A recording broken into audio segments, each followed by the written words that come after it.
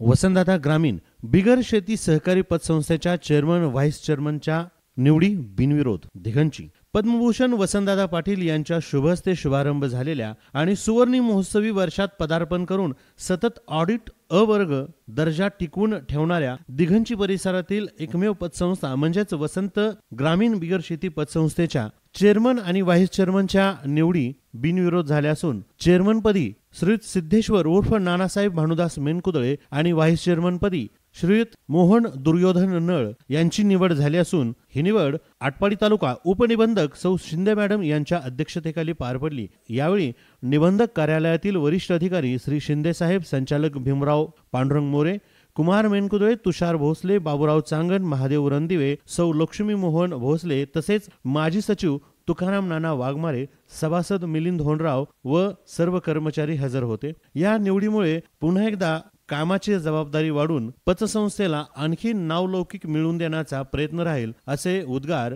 यावेळी चेअरमन आणि vice chairman यांनी काढले. दिघंची आणि दिघंची परिसरातील सर्व स्तरातून चेअरमन आणि व्हाईस चेअरमन यांचे अभिनंदन होत आहे.